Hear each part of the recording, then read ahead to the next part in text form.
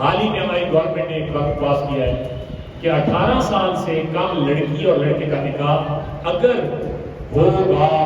لڑکی بھی گرفتار، لڑکا بھی گرفتار، مولوی بھی گرفتار، گواہ بھی گرفتار،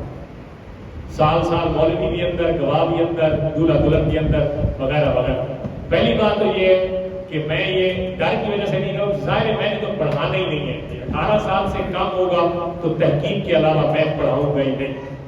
پہلی بات۔ دوسری بات یہ ہے کہ یہ قانون سرے سے اسلام کے خلاف ہے، بالکل خلاف ہے اسلام کے۔ اسلام کہتا ہے جب بچہ اور بچی جوان ہو جائے ان کا نکاح ہو سکتا ہے۔ ہمارے دانشور کھڑے ہو گئے جو کریم ہماری، ہم نے ووٹ دے کے کریم بھیجی ہے نا، آگے پارلیمنٹ میں کریم ہے نا ہماری، ہم نے ووٹ دے کے بھیجی، تو وہ جو ہماری کریم ہے نا اس نے قانون پاس کیا بھئی بے شک یہ جو ہے وہ 18 سال تک گناہ کرتے رہے خیر ہے، لیکن اگر نکاح کیا تو اندر چلے جائے۔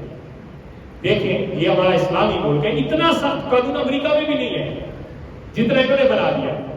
یعنی 18 سال سے پہلے اگر بچی اور بچہ دونوں جوان ہو گئے تو شریعت اجازت دیتی ہے کہ ان کے والدین ان کی شادی کر دیں، لیکن ہمارا قانون باقاعدہ آئین کی شکل میں آ گیا کہ جو شناختی کارڈ کے بغیر بچی اور بچے کے شناختی کارڈ بننے سے پہلے ان کی نکاح پڑھے گا، پڑھائے گا، گواہ بنے گے، سارے گرفتار ہوں گے، جرمانے بھی ہوں گے اور اندر جیل کی بھی آواز آئے۔